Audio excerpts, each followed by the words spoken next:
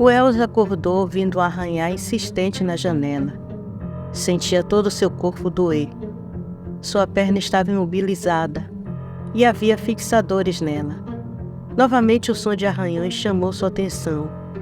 Ele olhou para a janela e não viu nada, apenas os galhos da árvore roçando nela. Já ia desviar o olhar quando viu aqueles galhos quebrarem a janela e começar a entrar. Wells se jogou da cama no chão, sentindo uma dor lacinante, quando os fixadores bateram no chão. Ele se arrastou até a porta, abrindo e se arrastando para fora do quarto, enquanto aquele homem esguio, vestindo um terno, entrava pela janela. Um enfermeiro, ao vê-lo ali, o ajudou a se levantar, mas o homem parou, olhando para Wells com um olhar suplicante. Foi quando galhos de árvores em forma de mãos brotaram do peito do homem, sujando Wells de sangue e tentando agarrá-lo. Ele se afastou e com o cotovelo rompeu a caixa de alarme contra incêndio e apertou o botão. Sabia que Rodrigues ainda estava lá e ela estava armada. Já ele não sabia onde sua arma estava. Foi um alvoroço na clínica. Pacientes e funcionários corriam de um lado para o outro, achando que havia um incêndio. Mas ao ver aquela criatura no corredor, se desesperaram, correndo todos para a saída. Wells se arrastava, se apoiando nas paredes imóveis. Às vezes olhava para trás. Podia ver aquele ser que, de tão grande, andava curvado nos corredores da clínica, o que acabava por atrasá-lo, mas ainda assim ele não perdia Wells de vista. Rodrigues, o doutor e Chris ouviram o alarme e saíram do escritório.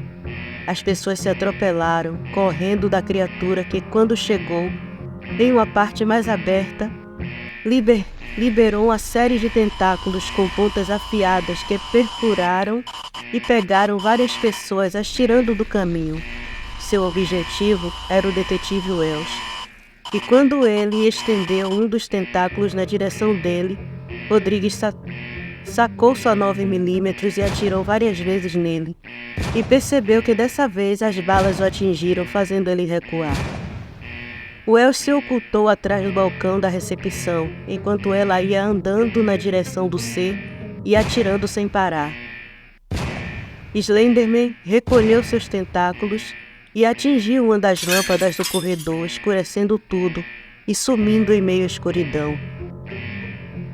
Rodrigues, depois de constatar que tudo estava seguro, foi ver como Wells estava. Junto com Chris, o ajudou a se levantar do chão. O local dos fixadores sangravam e ele mal conseguia ficar de pé, mas sua mente não parava de raciocinar. Disse que as balas não faziam efeito nele, Rodrigues. Como explicar isso? Você fez um estrago e tanto naquela coisa. Não sei, Oliver. Eu atirei nele na floresta e as balas atravessaram o corpo dele sem causar dano algum. O Foster está de prova. Ele estava lá. Não posso ficar aqui. Essa coisa veio atrás de mim. Quer me pegar. Acho que não gostou da invasão à cabana dele. Chris olhou em volta e não viu Stanton, então falou. Aquele miserável do Stanton já deu no pé. Wells olhou para Chris e notou uma revolta contra o doutor, no tom de voz dele, e perguntou: pelo seu tom de voz, Sr. Foster? Parece que o Stanton tem algo a ver com tudo o que está acontecendo. Chris e Rodrigues colocaram ele sentado em uma cadeira e, enquanto olhavam a perna dele, Rodrigues disse: aquele miserável está metido até o pescoço em tudo. Ele é o responsável pelos desaparecimentos. Fez um acordo com aquela coisa para poupar a própria vida, e em troca ele dava 12 crianças para a criatura. Mas por que 12? O que tem de especial nesse número? Ele perguntou, fazendo uma cara de dor. Rodrigues foi procurar algum médico ou enfermeira para ajudar o detetive, e Chris respondeu à pergunta dele. Foi o ano em que invocou aquela coisa. Também não entendi bem, mas ele usou o sangue da coisa e colocou junto com o DNA das inseminações que fez, em 12 famílias. As crianças já nasceram marcadas, inclusive meus filhos. Se o Slenderman levar meus filhos, ele fica livre da maldição, e nós daquela coisa. Que coisa horrível, Sr. Foster. Eu sinto muito, mas não vamos deixar isso acontecer. Rodrigues chegou com uma enfermeira, que examinou a perna de Wells e começou a refazer os curativos. Stanton seguiu para a casa de Chris. Facilitaria para o Slenderman pegar os filhos dele. Daria um jeito na mulher de Chris, mas não deixaria ninguém tirar-lhe a chance de ficar livre daquela maldição. Mas ao chegar lá e constatar que não havia ninguém, ficou louco. Andava de um lado para o outro com as mãos na cabeça tentando imaginar para onde eles tinham ido. Tentava se acalmar com o pensamento de que eles saíram, mas que logo voltariam. Isso, Cal, fique calmo. Falta pouco.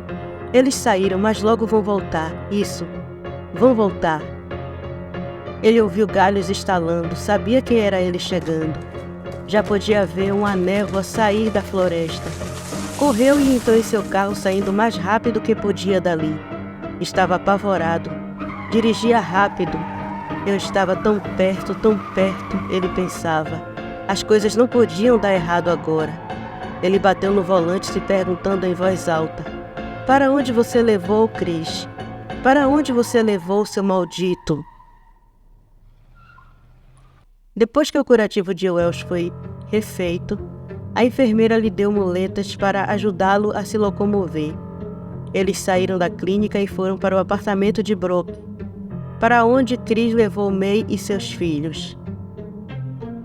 May estava apavorada com todas aquelas evidências e provas que Brooke tinha, de que o Slenderman estava por trás dos desaparecimentos, mas ainda assim era inacreditável. Até que seu filho, Edward, pegou um recorte de jornal onde havia a imagem do Slenderman e disse: mamãe, eu e o Al vemos esse homem nos olhar da floresta. Ele fala com a gente todas as noites. Como assim, Edward? Alphonse, isso é verdade? Ela olhava para os filhos que confirmaram com a cabeça. Mas por que nunca me disseram? Meu Deus, o que faltou para eu perdê-los? Brooke chegou perto dos meninos e perguntou: o que ele diz quando fala com vocês? Os meninos se entreolharam e Alphonse disse: ele diz que temos a marca dele e pertencemos a ele, e nos chama para a floresta dizendo que vai nos levar para casa, que nosso lugar não é aqui. Nós ouvimos ele mesmo quando não o vemos. May se desesperou e abraçou os filhos, chorando, quando ouviram batidas na porta. Brooke foi até a porta e espiou pelo pequeno orifício e viu Rodrigues olhando para ele. Destrancou a porta e ficou chocado em ver o Wells ali de muletas. Nossa, Oliver, nem acredito que fugiu do hospital. Isso é muito amor ao trabalho. Wells passou por ele e foi em direção a uma cadeira, depois falou: não fugi. Aquela coisa atacou a clínica tentando me pegar. May se levantou indo até Chris para saber como ele estava. E ouvindo o que o Wells falou, ela se virou para ele e perguntou: a coisa de que está falando é o Slenderman? Sim, senhora Foster, essa criatura essa coisa mesmo. Wells falou, se corrigindo por causa dos garotos. May se voltou para Chris e disse: os meninos dizem que ele fala com eles, que os chama para a floresta, e dizem que eles não são dele, que eles são dele, que tem a marca dele. Chris, o que está acontecendo? Por que essa coisa quer nossos filhos? Chris beijou a testa dela e falou: sabe a marca de nascença dos nossos filhos? Isso é a marca do Slenderman. Quando Cal fez a inseminação, ele colocou o material genético da coisa no material que foi usado para lhe inseminar. Nossos filhos, como todas as crianças sequestradas por esse ser, foram marcadas por Cal durante a inseminação. Essa coisa sabe qual criança pegar. May levou a mão à boca, assustada com o que acabou de ouvir. Como ele pôde, Chris? Como ele pôde? São crianças. Esse homem é um louco, um monstro. Um louco, apavorado e desesperado. Eu vi aquela coisa fazer de tudo para tentar me pegar. Até posso entender o desespero dele, mas isso não justifica o que fez. Devia ter pensado melhor antes de invocar uma coisa daquela. Wells falou, relembrando os apuros que passou na clínica. Rodrigues olhou para Wells com um brilho nos olhos e disse: precisamos achar o livro. Stanton disse que ficaram tão assustados que todos saíram correndo da cabana. O livro deve estar em algum lugar naquela cabana. Se acharmos o livro, podemos mandar ele de volta. Ótima ideia, Rodrigues. Mas quem vai até aquela maldita cabana? Wells perguntou, olhando para todos na sala. May enxugou as lágrimas e disse: eu vou. Não vou deixar essa coisa levar meus filhos. Se nenhum de vocês forem, eu vou. Eu também vou, Sra. Foster, Rodrigues completou. Mas Chris interveio, não achando certo sua esposa ir para aquela cabana onde o detetive Wells quase morreu. De jeito nenhum, May. Aquela floresta é estranha. Tem algo lá além do Slenderman. Não posso deixar que vá. Não adianta, Chris. Se existe uma forma de salvar nossos filhos, eu vou encontrar. Não importa o que você diga. Não sei o que aconteceu naquela cabana, mas é visível que estão com medo. E eu e a policial vamos até lá e vasculhamos tudo até achar esse tal livro. Wells se levantou e disse: desculpem a intromissão, mas eu tenho uma ideia melhor e espero que saiba atirar, Sr. Foster. Chris encarou Wells e perguntou: o que tem em mente, detetive? Percebendo que tinha a atenção de todos, Wells começou: você e a Rodrigues encontraram aquela coisa na floresta. E apesar de atirar nela, nada aconteceu. Mas na clínica, quando ele me atacou, Rodrigues atirou nele e fez um estrago. O que fez com que ele recuasse? Minha teoria é a seguinte: de alguma forma ele se torna vulnerável quando ataca, podendo ser ferido. As coisas que nos atacaram na cabana devem ser os servos ou escravos dele. Podem ser mortas com um tiro na cabeça. Isso deve cortar a ligação com ele, fazendo a pessoa voltar ao seu estado de antes, que é morto. Onde quer chegar, Wells? Rodrigues perguntou impaciente. Não acho que a Sra. Foster e você deva ir só. Meu plano é o seguinte: vamos todos. Eu, você e o Sr. Foster faremos a guarda, enquanto ela procura o livro. Se ele ou seus soldados, escravos, sei lá o que, aparecer, mandamos bala. Levaremos só armas que façam um bom estrago.